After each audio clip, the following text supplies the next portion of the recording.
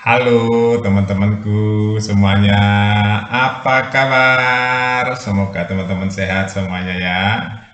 Teman-teman, saya akan membawakan satu cerita-cerita saja teman-teman tentang kehidupan ya. Kehidupan birokrasi, kehidupan politik ya, yang ada di negeri tercinta Indonesia. Jadi kita membaca berita atau melakukan sesuatu harus dengan happy ya teman-teman. Kalau enggak kita akan termakan oleh kebencian-kebencian, kita akan kemakan dengan amarah-amarah ya, karena media sosial sekarang diisi dengan dua jenis marah, kebencian, ya, kepameran, macam-macam ya di media sosial itu teman-teman. Apalagi ngomongin politik. Ya, itulah teman-teman, dunia isinya seperti itu ya. Jadi kita mau milih yang mana? Ya, itu tergantung kita sendiri. Kita mau milih yang abu-abu, yang kamuflase, yang nggak jelas, atau kita mau milih yang hitam putih, ya, yang jelas, teman-teman, hidup ini. Tergantung di diri kita sendiri, yang kuat yang mana. Apa kuat yang malaikat, cahaya ketuhanan, atau kuat yang cahaya kegelapan ya. Nah, jadi di diri kita tuh ada dua jenis teman-teman, cahaya malaikat atau cahaya iblis ya. Nah, jadi api yang berbentuk kemarahan, kebencian ya, ya itu mewakili dua sisi ya. Kalau kita melakukan hal yang baik-baik ya, tidak merugikan orang, tidak menyakiti orang, itu namanya cahaya cahaya ketuhanan ya, cahaya malaikat yang selalu mengajak kita untuk kebaikan kebijakan. Sebaliknya ya teman-teman, kalau untuk kejahatan, merugikan orang lain, itu adalah tarikan-tarikan nafsu ya, yang sifatnya itu apa ya, yang nggak ada kedamaian di situ.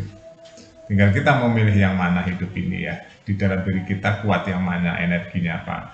Kuat energi nafsu atau kuat energi yang kedamaian ya. Jadi terserah masing-masing ya. Tapi hari ini teman-teman ribut tentang pejabat yang gamang ya. Yang gamang itu ragu-ragu, nggak jelas bahasanya, muter-muter ya. Itu ada di beberapa menteri ya. Jadi hari ini Maki melaporkan dua menteri, Maki melaporkan dua menteri ke KPK, tapi belum ada keputusan apa laporan Maki diterima atau tidak, karena saya lihat terakhir itu beritanya sampai hari ini masih suruh melengkapi data-datanya ya. Di Maki akan melengkapi data-data laporannya tentang kasus yang sedang viral pagar laut di Tangerang, di Banten ya teman-teman.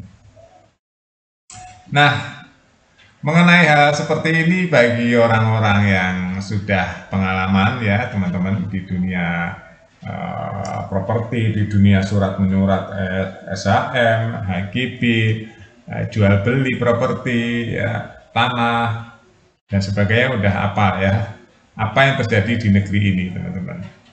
Ya, apalagi kalau kita melebar ke mafia ya, mafia tanah. Waduh, kita udah tahu arahnya kemana. Ya, mafia tanah yang kakap, mafia tanah yang sedang, mafia tanah yang sendirian atau kelompok-kelompok kecil gitu ya, juga banyak sekali teman-teman. Dan itu semua ya teman-teman bisa lihat, browsing banyak sekali di YouTube, juga banyak sekali berita cara kerja mafia tanah. Pasti ada orang dalamnya teman-teman, nggak mungkin nggak ada orang dalamnya ya. Jadi sebenarnya sudah terang benderang ya, kemarin sidang di DPR juga sudah jelas jawaban Menteri KKP-nya seperti apa ya, abu-abu nggak jelas gitu ya. Terus saya mengapresiasi Menteri ATR ya, dia terang-terangan ya, itu ya lurus-lurus saja jadi pejabat ya, karena pejabat itu adalah amanah ya teman. Jabatan itu amanah sebenarnya, mulia sebenarnya kalau kita menjalankannya dengan ketulusan, keikhlasan, sesuai dengan undang-undang ya. Masalahnya di negeri ini teman-teman ya, kita kalau lihat keadaan masyarakat nelayan ya, dari keluh kesahnya di media, itu dia merasa dijajah. Ya, nelayan merasa dijajah seperti penjajahan Belanda, diadu domba, ya, diintimidasi, ya, katanya oleh mafia-mafia. Ya, mafia-mafia apa ya? Mafia-mafia tanah, teman-teman ya. Banyak sekali mafia tanah, cara kerjanya seperti apa ya. Kalau orang bergerak di dunia properti pasti tahu ya, apalagi yang orang biasa mengadvokasi ya, advokasi keluhan-keluhan masyarakat kecil, apa ya teman-teman, ya, pola kerja mafia tanah itu seperti apa. Bahkan orang yang sah jadi nggak sah bila dibikin, karena kerjasama antara orang dalam dan orang atau korporasi, teman-teman, itu udah nggak asing lagi di dunia bisnis di Indonesia ya. Makanya banyak kan begitu kasusnya terungkap, yang terlibat siapa? Orang dalam BPN juga banyak ya. Teman-teman bisa baca lah, browsing, banyak sekali itu keterlibatan orang dalam BPN dalam mafia tanah. Kenapa ada sertifikat palsu, ada sertifikat aspal, ada sertifikat ganda? Itu nggak lepas dari kerjasama orang-orang dalam ya, teman-teman.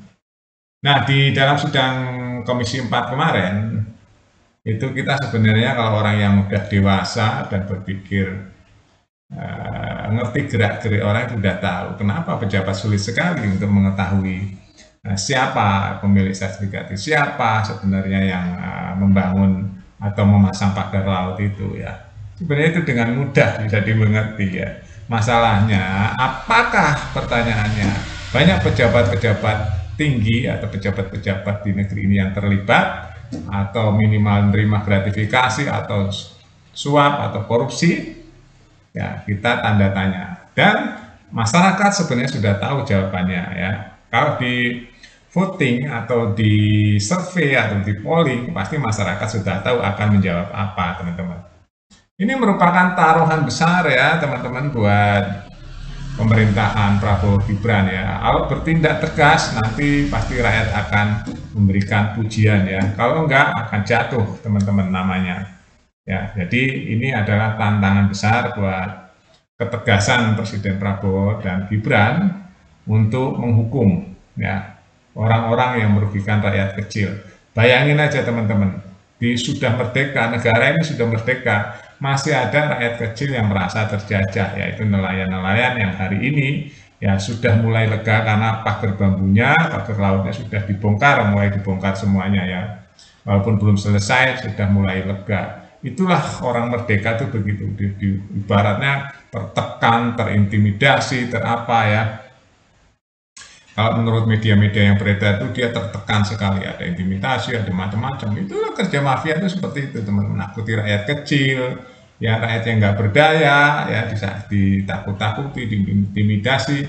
Itu terjadi bukan hanya di satu daerah saja, teman-teman. Cara kerja mafia dimanapun seperti itu ya, apalagi pembebasan lahan-lahan. Pasti ada tuh namanya preman-preman, ya panjangan tangan, yang sifatnya itu di lapangan. Apalagi rakyat yang lugu, yang nggak ngerti hukum, yang nggak memiliki kekuatan, ya itu cara-caranya banyak ya, seperti yang di-share banyak media itu ya. Itu banyak sekali yang tentang ini diuruk, nanti mau nggak mau kepepet akhirnya dijual. Jualnya jual murah, karena memang udah kepepet, udah kecepit kanan kiri, udah diuruk, akhirnya dia kena intimidasi mentalnya ya, akhirnya dijual dengan murah. Itu kan namanya mendapatkan hak dengan cara tidak halal ya. Saya yakin nanti ada kemurkaan Tuhan di situ ya. Yang saya bilang tadi itu ada cahaya kebaikan dan cahaya kejahatan. Tinggal dalam diri manusia antara cahaya kebaikan dan cahaya kejahatan itu kuat yang mana, itu tergantung diri kita masing-masing. Yang tahu ya kita cari cara, cari rezekinya seperti apa. Saya berharap ya teman-teman, pemerintah Prabowo Gibran bisa memberantas ini semua dan ditindak tegas serta transparan, biar nama baiknya terjaga. Selama ini kan pollingnya bagus ya, kalau itu nggak dilakukan saya yakin akan turun nih teman-teman ya, kalau ini nanti nggak selesai dengan transparansi yang benar ya. Oke, itu aja teman-teman ulasan saya secara singkat ya, padat, mudah-mudahan bisa dimengerti. Sampai jumpa.